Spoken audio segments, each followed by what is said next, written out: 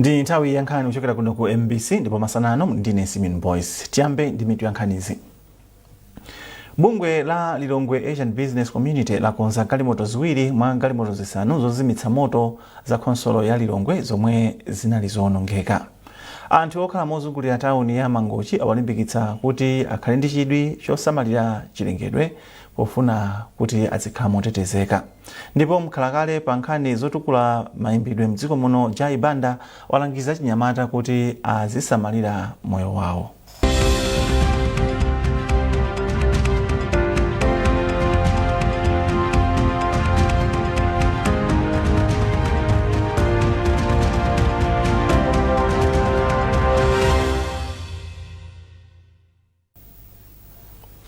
Bungwe la Lilongwe Asian Business Community lakonza galimoto ziwiri mwa galimoto zisanu zozimitsa moto za konsolo ya Lilongwe zomwe zinali zoonongeka.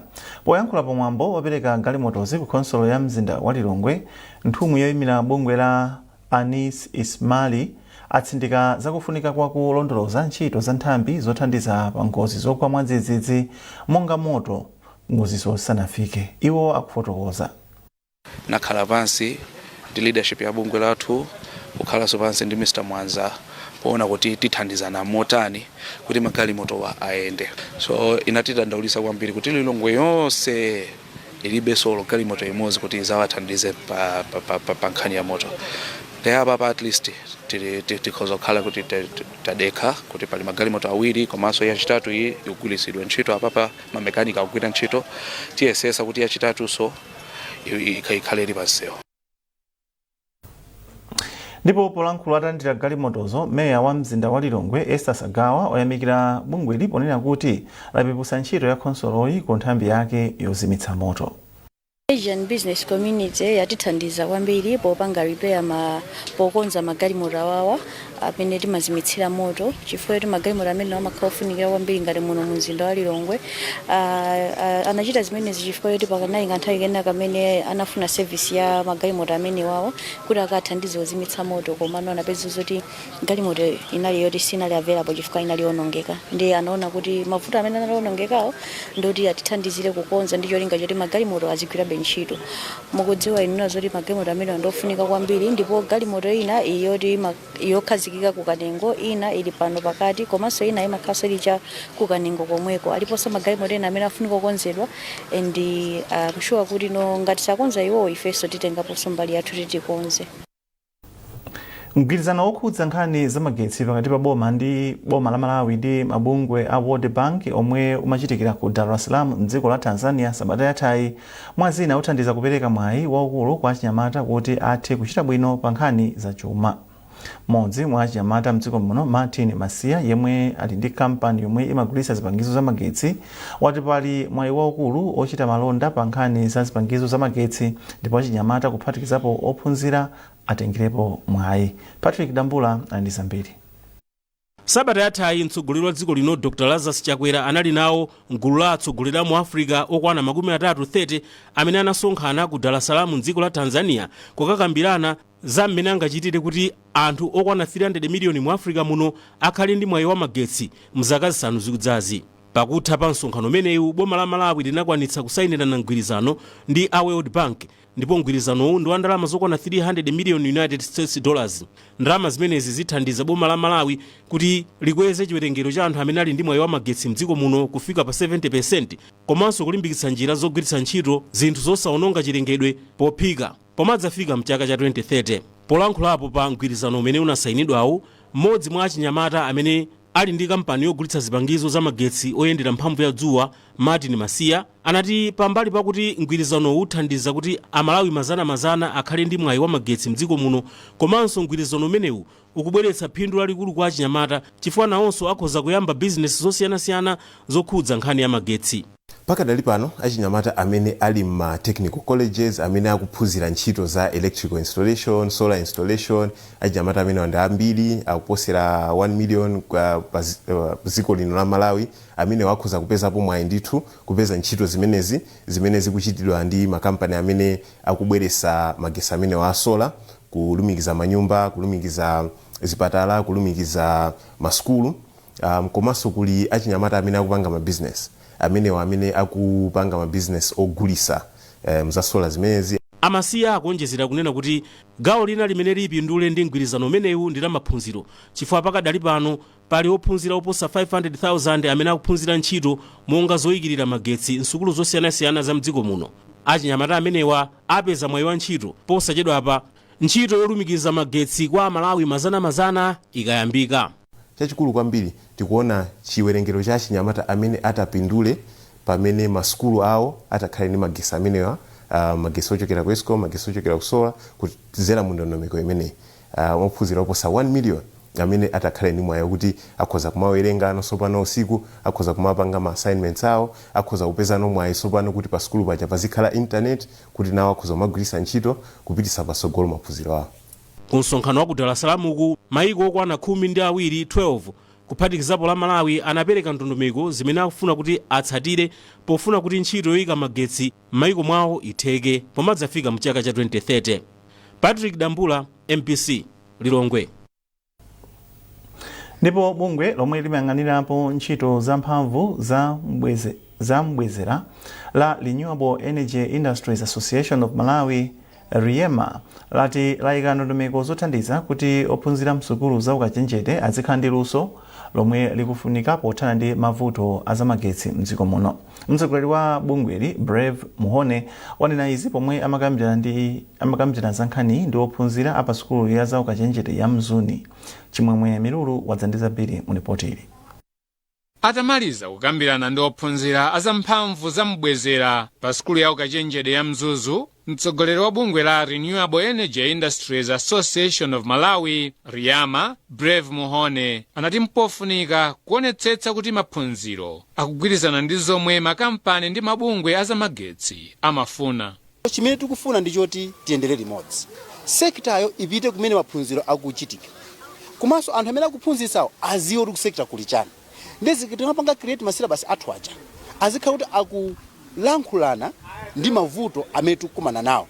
Tikatero ana amene tikuwaphunzitsawa akamaza kugwira ntchito azagwira ntchito mopanga mochosa mavuto amene tikukumana nawo ngati dziko. Kwa mpando wa ophunzira amphamvu za magetsi ambwezera pa sukulu ya ukachenjede ya Mzuzu, Tamandani Jonamu anati zokambiranazi zithandiza kuchepetsa mavuto omwe ophunzira amakumana nawo akamaliza maphunziro awo a ukachenjede. Ine ndikuona ngati kuzitithandiza kwambiri ngati ma students, ndipo anthu aku industry ososo zithaso kuwathandiza chifukwa tikafika tikamapita ku industry ko tizikhala zokuti tikudziwa kuti chikufunika ndi chani ndipo iwowo akufuna chani kwa ife. Bungwe la RIEMA analikhazikitsa kuti lizitsogolera ndi kupititsa patsogolo ntchito za magetsi ambwezera m'dziko muno. Chimwemwe Milulu, MBC Mzuzu. Anthu okhala mozungulira tawuni ya Mangochi awalimbikitsa kukhala ndi chidwi chotenga gawo lalikulu pa ntchito yosamala ndi kuteteza zachilengedwe ngati njira imodzi yofuna kulimbana ndi mavuto omwe akudza kamba kakusintha kwa nyengo. Mtolankhani wathu Owen Mavula akufotokoza.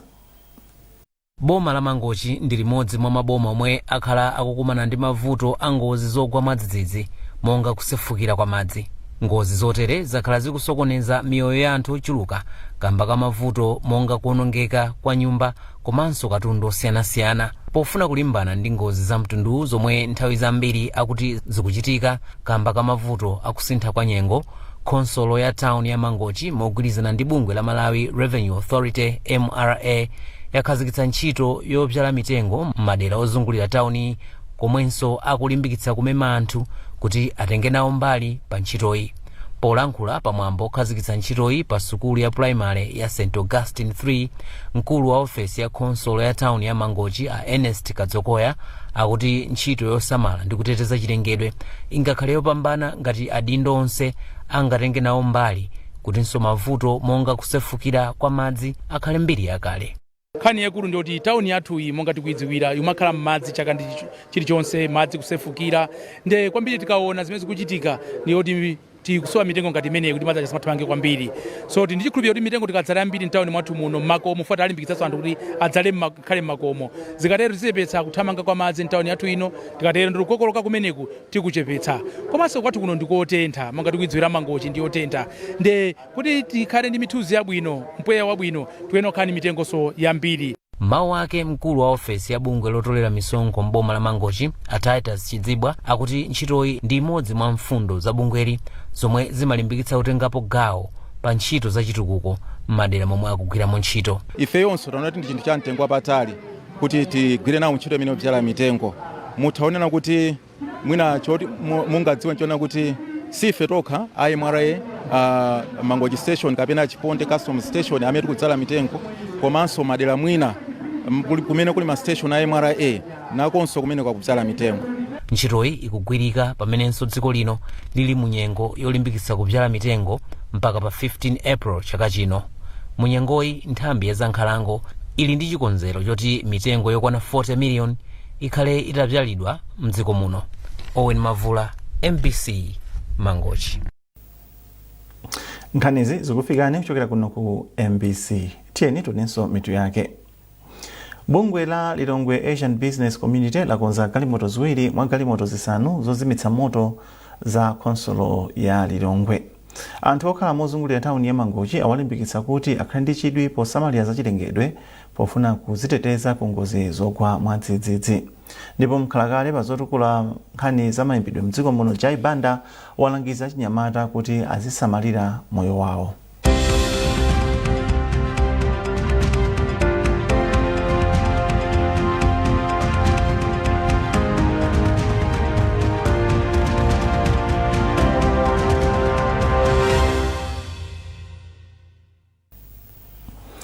Tukupitirira ndi nkhani zathu. Chipani cha Malawi Congress MCP chatsimikizira anthu onse omwe akudzapikisana pa zisankho zachipulula kuti chipereka mwayi ofanana kwa aliyense yemwe akufuna kudzapikisana nawo. Mkulu woona za chisankho kumpoto chakumwera Kondwani Phiri amayankhula izi pa ku Ekwendeni boma la Mzimba ku msonkhano wofotokozera anthu omwe adzapikisane pa zisankhozi omwe ntchito yonse idzayendere. Chimwemwe Milulu ali ndi nkhani yonse. Anthu omwe atapikisane pa chisankho cha chipulula m'madera aphungu a Mzimba North, Mzimba North East ndi Mzimba Kafukule anasonkhana ku Ekwendeni ku msonkhano wofotokozera ndondomeko ya mmene chisankhochi chidzachitikire. Mkulu woona za zisankho kumpoto chakumwera mchipani cha MCP Kondwani Phiri ati chipanichi chayika ndondomeko zothandiza kuti pasakhale kukondera pakayendetsedwe ka zisankho za chipululazi. Payenera kukhala ndondomeko yomwe ayenera kudziwa zinthu zoti kodi kampeni ayenera kupanga bwanji, adziwe anthu amene azavotere ndi wati, chifukwa ngati sakudziwa anthu amene azavotere ndekuti candidate amene sanakonzeke. Taawuzanso kuti aonetsetse candidate aliyense kuti ali ndi voters roll, kuti anthu amene azavote nthawi imeneyo, komanso anthu amenewo akhale ndi kuti analembesa ku Malawi Electoral Commission kuti general election September azakhale akuvotanso. Wapampando wa chipani cha MCP dera la Mzuzu Franklin Hala atsindika kuti chipanichi chipitiriza kutsata ngodya zinayi pomwe chikutumikira anthu. Code of conduct ya Malawi Congress Party fokona stones momwemo chifukwa imachita bind zonse kuvera khulupirira Malawi Congress Party sangapange chisawawa ngati weni unless ungobwera aganya ndamasokoneza kwa Malawi Congress Party ngodya zijafulo fokona stones ndi code of conduct ya ikulu kwambiri kusiyana ndi zonse ndi dimenti mayendera. Malingana ndi akuluakulu la chipani cha Malawi Congress MCP, zisankho zachipulula ziyamba pa 14 mwezi uno m'madera osiyanasiyana m'dziko muno. Chimwemwe Milulu, MBC Mzimba. Wachiwiri kwa nduna ya zaulimi Benedicto Chambo ati dziko la Malawi lili ndi kuthekera kothetsa njala pasanathe chaka ngati anthu angagwiritse ntchito mwayi osiyanasiyana omwe boma likutsegula othandizira anthu kuti apeze ndalama zothandizira ntchito zawo. George Nkandawire wafika ndi ripoti. Polankhula pa msonkhano omwe bungwe la NIF linakonza mogwirizana ndi mabungwe omwe si aboma mchigawo chakumpoto, wachiwiri kwa nduna ya zaulimi Benedicto Chambo anati anthu ambiri mdziko muno sakugwiritsa bwino ntchito mwayi wa ndalama zomwe boma likupereka kudzera m'matumba osiyanasiyana ndi cholinga chotukula ntchito za ulimi. Achambo anapereka chitsanzo cha mwayi wa matumba a ndalama za boma monga NIF, fertilizer otsika mtengo wa AIP, agriculture commercialization, Agicom, komanso mega farms zomwe anati anthu sakugwiritsa ntchito potukula ulimi wawo. Izi nzotheka kwambiri. Mutati muone dziko lathuli kapena tingotenga kunduna kumene ndikuchokera kwa agriculture. Pakali panopa kwa agriculture kuli mafunding ambiri. Kuli NIF imene kutithandiza imene lero tili kunoko tagawa fertilizer. Kuli Agicom ili ni ndalama zoposa 600 billion kwacha. Kuli mega farm ilinso ni ndalama.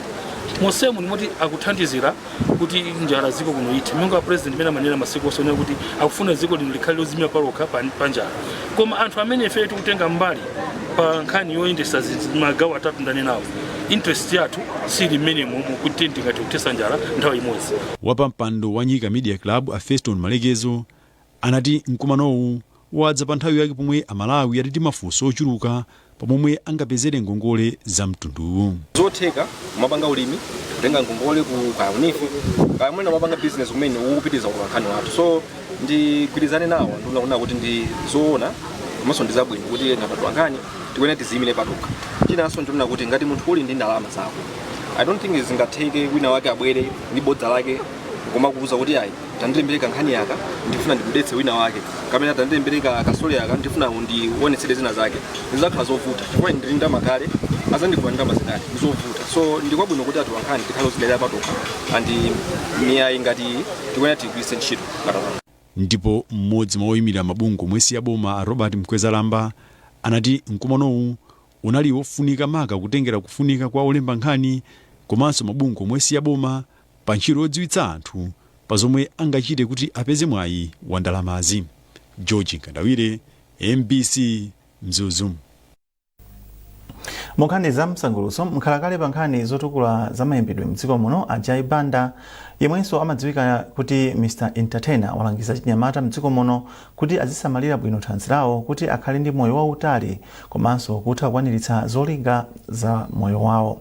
Abanda amalankhula izi mu mzinda wa Blantyre pamwambo wa zoyimbayimba okondwerera kuti akwanitsa zaka 66. Tindi zambiri mu ripoti ili. Anthu okonda za msangulutso anasonkhana kumalo wa za msangulutso a Scholars mu mzinda wa Blantyre atavala zovala zoyera kumwambo okondwerera tsiku la kubadwa kwa nkhalakale pa ntchito yolimbikitsa za luso la mayimbidwe mdziko muno a Jailos Alfred Banda omwenso amadziwika kuti Mr Entertainer. Chikondwererochi chinafika pa mponda chimera pomwe mtsogoleri wa gulu la Black Missionaries Anjiru Fumlani anayamikira zintchito za Ajay Banda pa ntchito yotukula luso la mayimbidwe mdziko muno komanso anatsogolera nyimbo yokondwerera tsiku lawo lobadwa. Tonse tikudziwa bwino lomwe kuti ndi banthu wa mapromoters kuno Malawi, banthu wa entertainment kuno Malawi timanyadira kwambiri komanso timakonda timafunira zabwino zonse ifeyo mablanks komanso tikudziwa oyimba ambiri. Happy birthday to you. Happy birthday to you. Happy birthday to Jai. Happy birthday.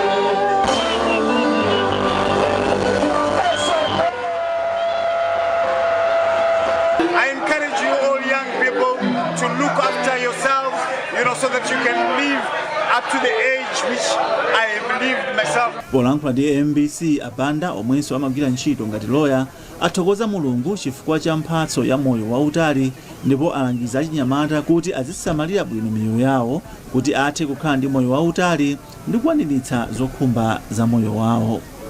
Mwambowu unatsogoledwa ndi gulu loyimba nyimbo zachamba cha reggae la Black Missionaries omwe anasangalatsa anthu ndi nyimbo zochokera mu zimbale za kuyimba komanso oyimba ena monga bandi ya Makasu, John Zembane, Sam Smack ndi bandi ya Nep Sounds. Ochita business wa mboma la Mangochi Lifa Twice yemwenso amadziwika ndi dzina loti Mr Mangochi anapereka mphatso ya zovala komanso perfume kwa Ajay Banda. Kwa zaka zoposa 35 Ajay Banda akhala akugwira ntchito yotukula luso la mayimbidwe mdziko muno kufikira pomwe anasiyira ntchitoyi mwana wawo Tondelai Banda zaka zingapo zapitazo.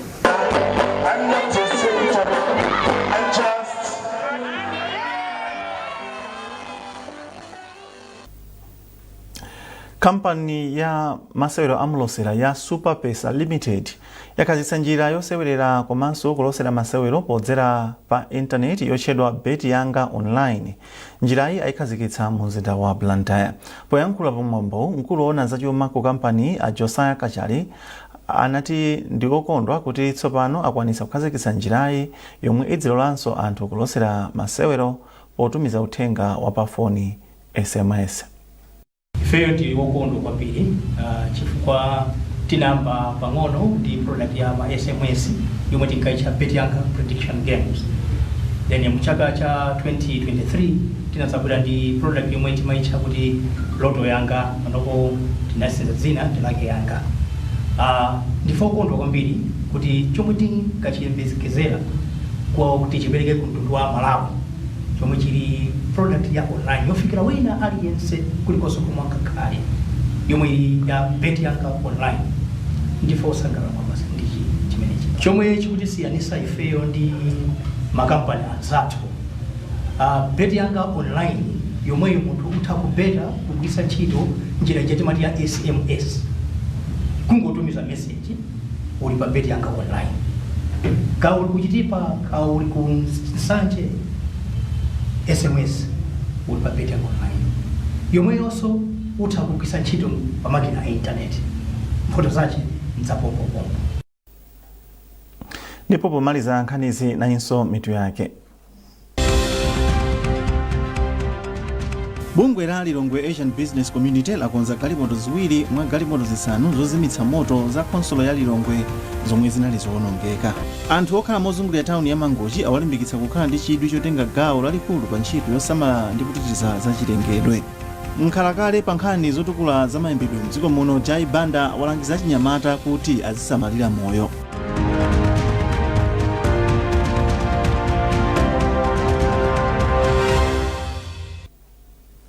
Mutha kupeza nkhanizi komanso zina zambiri popita pa mbc.mw kapena MBC Digital pa Facebook, Instagram komanso X. Muna ndine Simeon Boys, ndikuti tsiku labwino.